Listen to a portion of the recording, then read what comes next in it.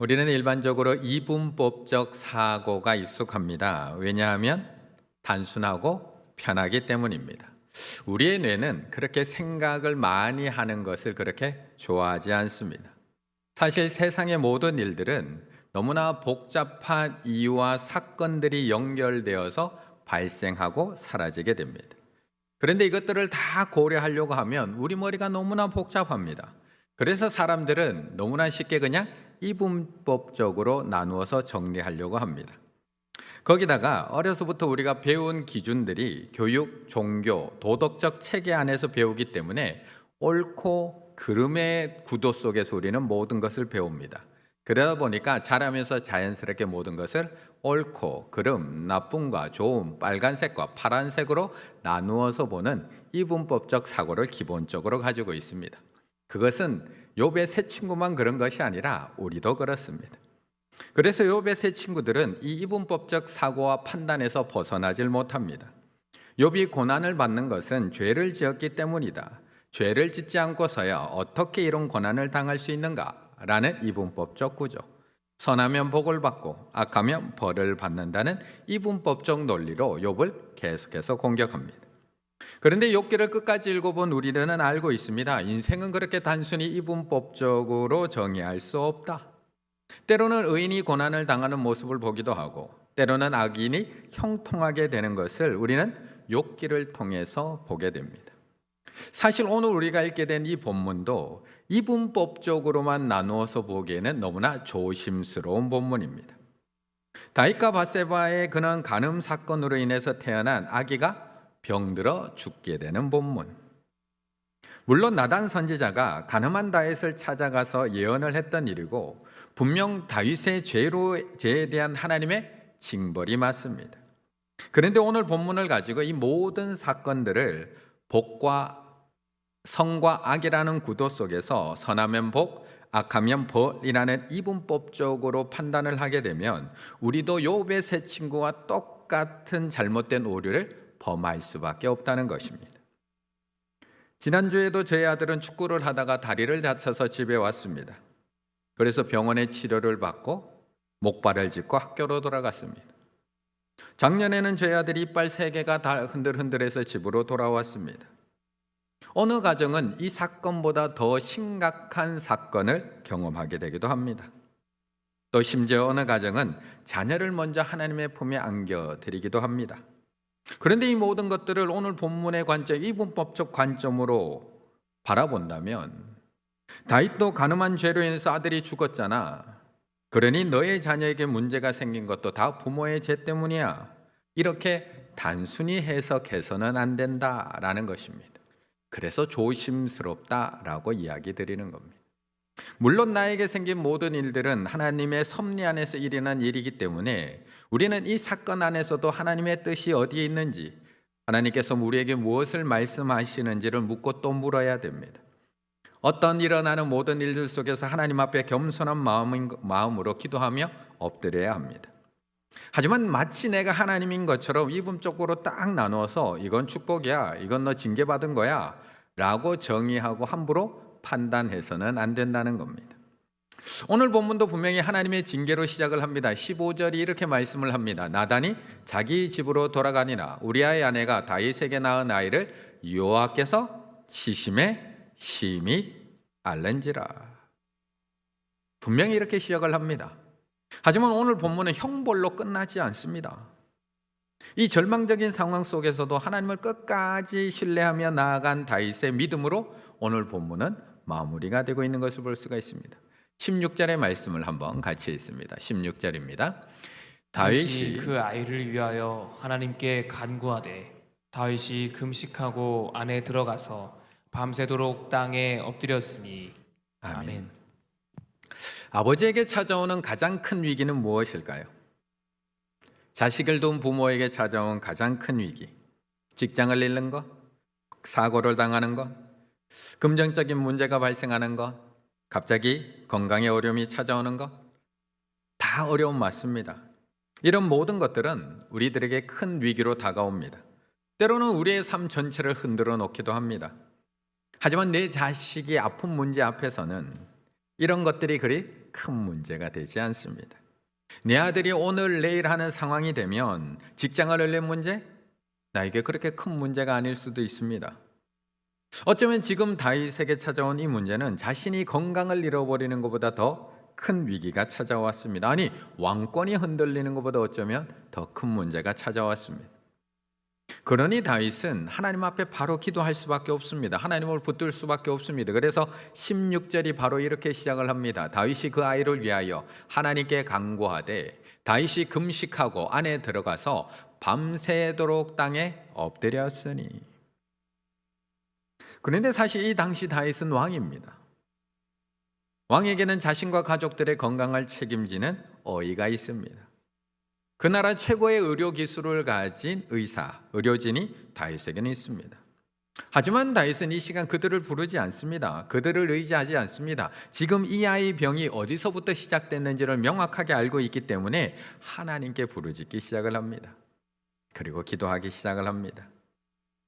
그런데 그 기도하는 다윗의 모습을 보면 단순히 그냥 입으로만 기도하고 있는 것이 아닙니다. 다윗이 금식하고 안에 들어가서, 다윗은 지금 하나님의 뜻이 정해졌으니까 어쩔 수 없이 그냥 형식적으로 기도하고 있는 것이 아닙니다. 그냥 아버지로서 어쩔 수 없이 형식적인 기도를 하고 있는 것이 아니라 안에 들어가 금식하며 기도합니다. 안에 들어가서 은밀하게 기도합니다. 밤이 새도록 땅에 엎드려서 기도하고 있습니다. 결론은 자신의 전 존재를 하나님 앞에 드려서 기도하고 있습니다. 그런데 가만히 우리가 생각을 해보면, 아버지라면, 아픈 자식을 둔 부모라면 누구라도 이렇게 기도하지 않으실까요? 누구라도. 우리도 이런 일을 겪으면 다윗처럼 간절하게 기도하지 않을까요? 우리도 자녀들이 아플 때, 내 힘으로 그 자녀들의 아픔을 대신해 주지 못할 때 우리도 하나님을 찾고 또 찾으며 기도하지 않을까? 사실 다윗만 자녀를 위해서 기도했던 것이 아닙니다. 마가복음 5장 22, 23절에 보면 회당장 중 하나인 야이로라 하는 이가 와서 예수를 보고 발 아래 엎드리어 간곡히 구하여 이르되 내 어린 딸이 죽게 되었사오니 오셔서 그 위에 손을 얹으사 그로 구원을 받아 살게 하소서 하거늘. 그냥 한 딸의 아버지가 아니라 회당장 야이로입니다. 당시 유대 사회에서는 사회적으로 존경받았던 사람이고 신앙적으로는 지도자의 위치에 올랐던 사람입니다. 그런데 이 당시에 이 종교계에서는 예수님을 어떤 눈으로 바라봤느냐, 아주 위험한 사람으로 바라보고 있던 상황인데, 그 종교 지도자였던 회당장 야이로가 예수님을 공개적으로 지금 찾아오고 있는 겁니다. 이것은 쉽지 않은 일입니다. 그리고 그 앞에 무릎을 꿇습니다. 자식이 죽을 병 앞에서는 지위가 필요 없습니다. 체면이 필요 없습니다. 명성, 존경, 사람들의 손가락질 두렵지 않습니다. 내 아이만 낳을 수 있다면 이런 지위와 체면 버리는 거 겁나지 않습니다. 그래서 오늘 회당장 야이로는 예수님을 보고 발 아래 엎드려서 간곡히 구원해 줄 것을 구하고 있습니다. 내 딸 위에다가 손이라도 한번 얹어달라고, 그녀를 좀 살려달라고 다윗처럼 애원하고 있는 겁니다. 우리도 마찬가지 아닌가요? 우리도 이렇게 기도하지 않을까요? 내 자녀가 죽을 병에 걸렸다면, 아파할 때 오늘 본문의 다윗처럼 가장 간절하게 기도하게 되지 않을까? 자녀가 아플 때 엄마가 늙는다라는 말이 있습니다. 아이가 아플 때면 대신 아파줄 수 없다는 사실 때문에 엄마들은 몸살을 앓게 됩니다. 차라리 내가 아팠으면. 그리고 전심으로 하나님을 찾게 됩니다. 나도 마찬가지였습니다. 아이들이 아플 때 하나님께 가장 간절히 기도했습니다.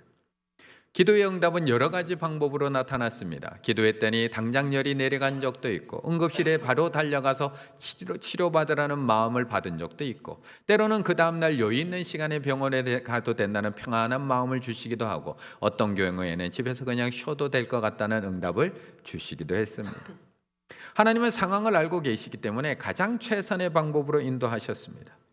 자녀를 키우면서 이런 좋으신 하나님을 참 많이 경험했습니다.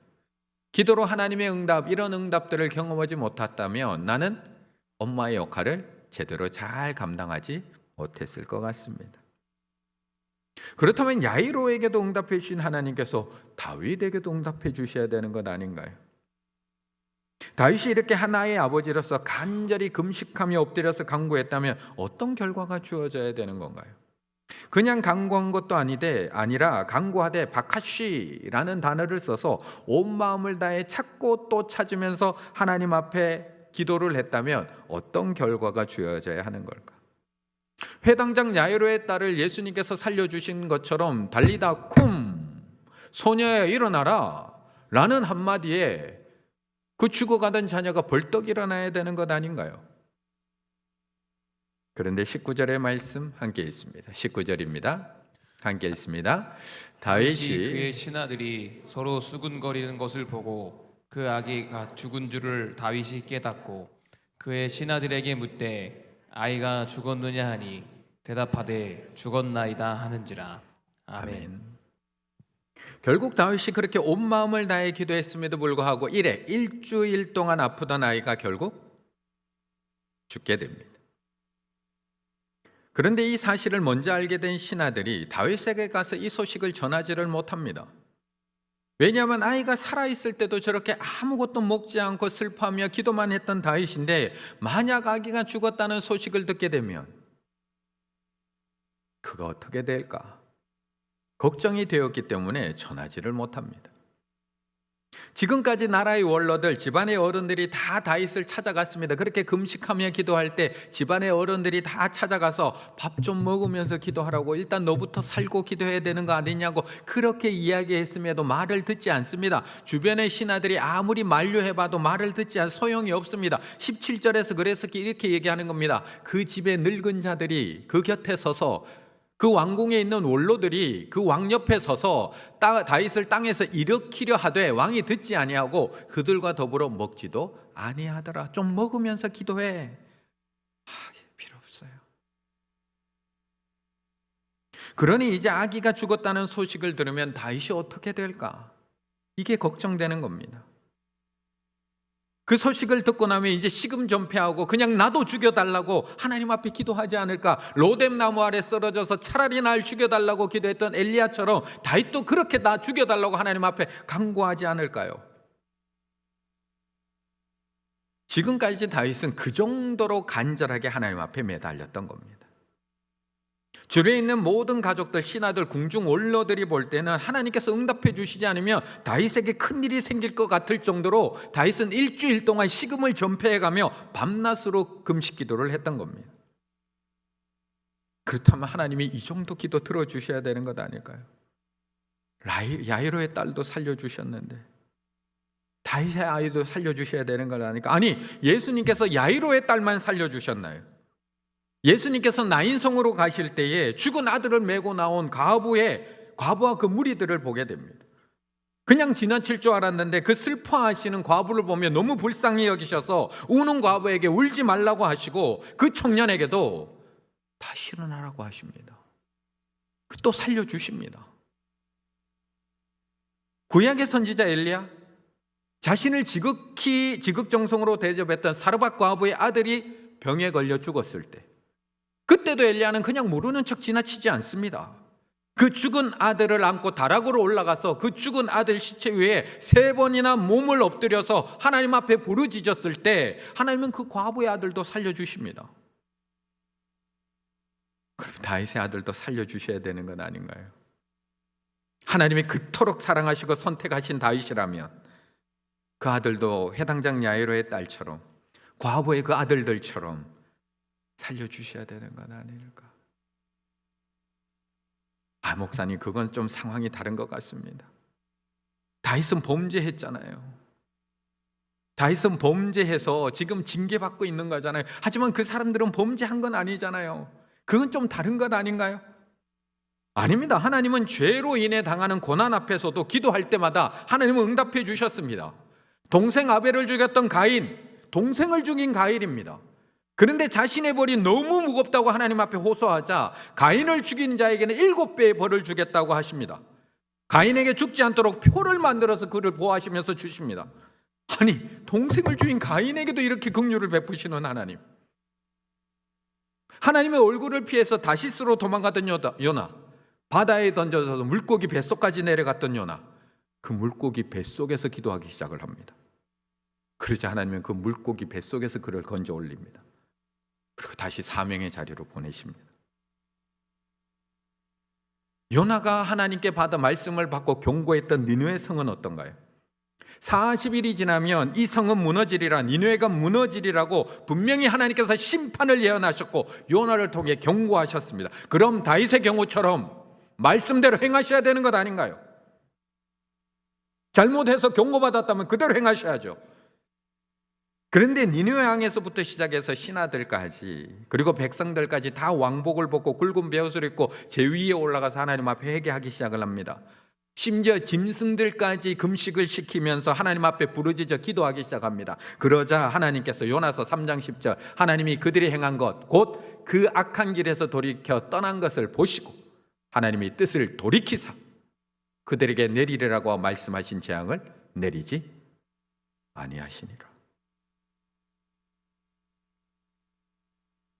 하나님이 이 정도만 긍휼하실까요?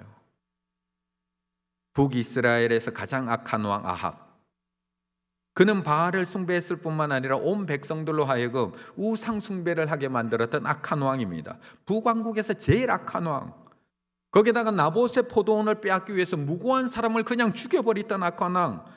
그래서 하나님께서는 엘리야를 통해서 이 아합에게도 심판을 선포하십니다. 열왕기상 21장 21절 여호와의 말씀이 내가 재앙을 내게 내려 너를 쓸어버리되 내게 속한 남자는 이스라엘 가운데 매인자나 노인자나 다 멸할 것이요 네 자식들 다 죽여버린다는 겁니다. 그런데 이 경고를 듣고 놀랍게도 아합은 하나님 앞에 회개하기 시작을 합니다. 아합이 이 모든 말씀을 들을 때 그의 옷을 찢고 굵은 배로 몸을 동이고 금식하고 굵은 배에 누우며 또 풀이 죽어 다니더니 그러자 어떻게 되었을까요? 하나님이 예언대로 내리셨을까요? 용서하셨을까요? 하나님 내리기로 했던 재앙을 유예시켜버립니다. 연기시켜버립니다. 너의 시대에는 이 재앙을 내리지 않겠다고 약속해 주십니다. 아니 이런 악한 왕 아합도 용서해 주신 하나님인데 왜 다윗에게는 이렇게 엄격하신 걸까요? 왜 세상 사람들은 저렇게 죄를 짓고 다녀도 마음껏 죄 짓고 다녀도 다들 멀쩡하게 잘 살아가는데 왜 하나님은 우리에게는 그 작은 죄 하나조차도 이렇게 엄격하신 걸까요?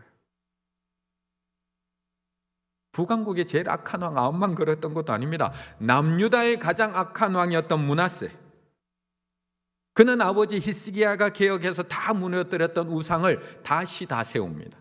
심지어 성전 안에다가 그 우상을 갖다 들여놓습니다. 자기의 아들들을 불로 지나가게 하면서 인신제사를 드렸던 왕이 므낫세입니다.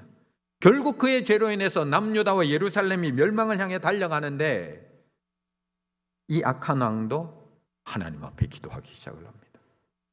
역대하 33장 12, 13 그가 환난을 당하여 그의 하나님 여호와께 간구하고 그의 조상들의 하나님 앞에 크게 겸손하여 기도하였으므로 하나님이 그의 기도를 받으시며 그의 간구를 들으시사 그가 예루살렘에 돌아와서 다시 왕위에 앉게 하시매 므낫세가 그제서야 여호와께서 하나님이신 줄을 알았더라.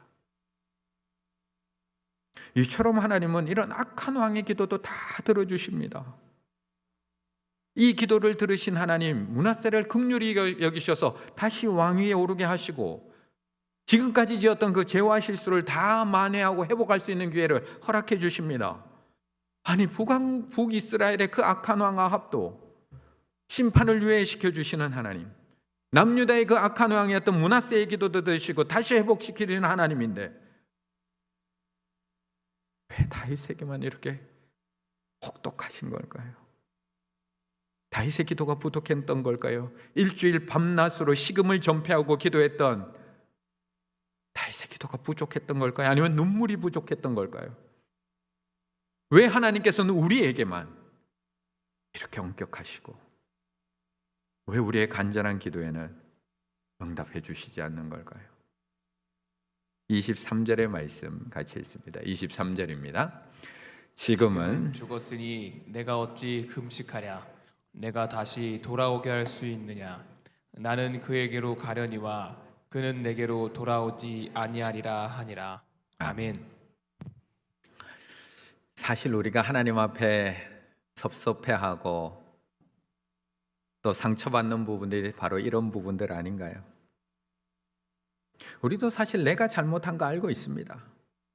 내가 그만한 징계 받아야 되는 것도 너무나 잘 알고 있습니다. 그래서 때로는 하나님 앞에 입이 10개라도 드릴 말씀이 없습니다. 그런데 우리가 신앙생활하면서 마음이 상하는 것은 하나님, 저 사람들의 기도는 저렇게 쉽게 들어주시면서 왜 내 기도는 안 들어주시는 겁니까? 제가 저 사람들보다 도대체 뭘 얼마나 잘못했기에 이러시는 겁니까? 하나님, 다른 사람에게는 그렇게 관대하신데 왜 저에게만 이렇게 엄격하십니까? 라는 생각이 들 때 우리는 섭섭해집니다. 정말 우리 하나님은 왜 다윗에게만 이렇게 엄격하시는 걸까요? 왜 우리에게만 이렇게 정확한 잣대를 갖다 대시고 우리에게 혹독한 것일까? 그런데 우리가 가만히 우리의 인생, 우리가 돌아온 삶을 가만히 돌아보면 우리 아버지들도 집안을 물려받던 장손들에게는 유독 엄격하셨던 것 같습니다.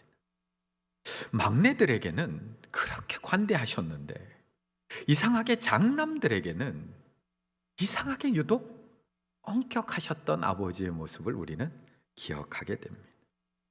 왕에게도 수많은 자식들이 있었습니다. 서자들도 있었고요. 궁 밖으로 나가서 망나니처럼 놀던 그런 자식들도 있었습니다. 그런데 그 왕들도 그런 자식들은 별로 신경 쓰지 않았습니다. 그런데 유독 그 왕권을 물려받을 그 세자에게는 유독 엄격하십니다. 유독 혹독합니다. 작은 실수도 가만히 두질 않습니다. 다른 왕자들에게는 그렇게 관대하던 아버지가 유독 내 왕위를 물려받은 세자에게는 너무나 엄격하고 너무나 혹독했다는 겁니다. 그래서 히브리서 12장 6절에 우리에게 이렇게 말씀을 합니다. 주께서 그 사랑하는 자를 징계하시고 그가 받아들이시는 아들마다, 받아들이지 않는 아들 말고요, 그가 받아들이시는 아들마다 채찍질 하심이라 하였으니. 하나님의 엄격함은 우리가 믿기 때문이 아니라 너무 사랑하기 때문이라고 말씀하고 있습니다. 하나님의 혹독함을 우리를 버리려는 것이 아니라 왕 같은 제사장 된 우리를 더욱 온전히 만들어 가시는 과정이라고, 사랑이라고 이야기하고 있는 겁니다. 그래서 오늘 다윗은 이런 하나님의 거절에도 실망하지 않습니다. 다른 신하들은 아기가 죽은 것을 보고 모두가 다 당황해서 왕에게 아무런 말도 못하고 있지만 다윗은 하나님께서 자신에게 너무나 엄격하고 혹독한 결과를 주셨음에도 불구하고 끝까지 그 하나님 아버지를 신뢰하고 믿음으로 하나님 앞에 더 가까이 나아가고 있는 겁니다. 그런데 우리가 가만히 객관적으로 한번 생각해 보면 다윗이 받는 징계 당연한 것 아닌가요? 죄를 지었으니 벌을 받는 것 당연한 것 아닌가요? 우리가 이렇게 죄 가운데 살아가고 있는데 심판받고 징계받는 것 너무 당연한 것 아닌가요? 이번 한 주간도 우리가 말씀대로 살아가지 못했는데 아무런 징계가 주어지지 않는 것, 이게 놀라운 일 아닌가요? 아무 일도 일어나지 않는 것이 놀라운 일인가요? 그런데 왜 우리는 억울해하기만 하는 걸까요? 왜 우리에게는 은혜가 기본값인 걸까요? 왜 내가 잘 되는 게 기본값이고 복이 기본값이고 왜 나에게는 좋은 일이 생기는 것이 나에게는 기본값인 걸까요? 그래서 오늘 다윗은 끝까지 하나님을 신뢰하고 기도하고 있습니다. 나의 죄로 인해 이런 일이 일어났음을 인정하고 하나님을 원망하고 있지 않습니다. 다른 사람과 비교하면서 왜 나에게만 이런 권한이 주어지냐고 외치는 것이 아니라 너무나 엄격하신 그 하나님의 심판 너머에 있는 하나님의 사랑을 바라보며 하나님 앞에 한 걸음 더 가까이 나아가고 있습니다. 그런데 오늘 다윗이 하나님을 신뢰하고 있는 또 하나의 이유가 있습니다. 또 하나의 이유. 그것이 23절의 말씀입니다. 23절 함께 있습니다. 지금은 죽었으니 내가 어찌 금식하랴. 내가 다시 돌아오게 할 수 있느냐. 나는 그에게로 가려니와 그는 내게로 돌아오지 아니하리라 하니라. 아멘.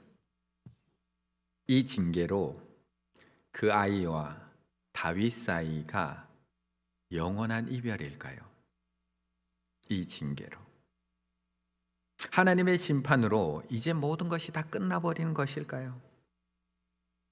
그런데 오늘 본문에서 너무 놀라운 것은 지금 다윗은 죽음 너머에 있는 영원한 생명에 대한 소망을 바라보고 있습니다. 이 땅의 이별이 영원한 이별이 아니라 믿음으로 하나님 나라에서 다시 만날 것을 확신하고 있습니다. 이 죽음이 그 아이와 나 사이의 사랑을 끊을 수 없으며 이 죽음이 하나님과 나 사이의 사랑을 끊을 수 없음을 고백하면서 언젠가 내 생명이 다하는 그날 하나님 나라에서 다시 만날 것을 소망하며 고백하고 있습니다. 그렇다면 우리도 다윗처럼 끝까지 하나님을 신뢰해야 됩니다. 하나님께서 나의 간절한 기도에 응답해 주시지 않고 공의를 따라 나를 심판하실지라도, 하나님이 다른 사람의 기도는 그렇게 잘 들어주시면서도 내 기도에는 너무나 단호하게 반응하실지라도, 그것이 사랑하는 아들을 더욱 온전케 하시는 하나님의 새초리임을 믿고 우리는 하나님을 끝까지 신뢰하며 나아가야 할 줄로 믿습니다. 그리고 또 하나, 다시 믿음의 소망, 천국의 소망, 부활의 소망으로 일어나셔야 됩니다. 그 무엇도 하나님과 하나님 자녀들 사이를 갈라놓을 수 없는 믿음으로 다시 일어나야 됩니다. 죽음이 갈라놓을 수 있을까요? 고난이 갈라놓을 수 있을까요? 시련이 우리와 하나님을 갈라놓을 수 있을까요? 우리가 끝까지 하나님을 신뢰하며 나아갈 때 이 사건 이후에 다윗과 밧세바 사이에는 솔로몬, 요아의 사랑을 입은 여디디아가 태어나고 계속 이어졌던 아람과의 전쟁이 끝나고 천국에서 사랑하는 자녀를 다시 만날 수 있듯이 회복의 소망, 부활의 소망, 하늘의 소망을 가지고 다시 일어나고 있는 겁니다. 그래서 로마서 8장에서 우리에게 이렇게 이야기하는 겁니다. 누가 우리를 그리스도의 사랑에서 끊으리요? 환난이나 공고나 박해나 기근이나 적신이나 위험이나 칼이랴. 기록된 바 우리가 종일 주를 위하여 죽임을 당하게 되며 도살 당할 양같이 여김을 받았나이다 함과 같으니라. 그러나 이 모든 일에 우리를 사랑하시는 이로 말미암아 우리가 넉넉히 이기느니라. 내가 확신하노니. 지금 로마서는 그냥 추상적인 얘기를 하고 있는 것이 아닙니다. 로마의 핍박 속에서 사망이나 생명이나 천사들이나 권세자들이나 현재일이나 장래일이나 능력이나 높음이나 깊음이나 다른 어떤 피조물이라도 우리를 우리 주 그리스도 예수 안에 있는 하나님의 사랑에서 끊을 수 없으리라 말씀하고 있는 겁니다.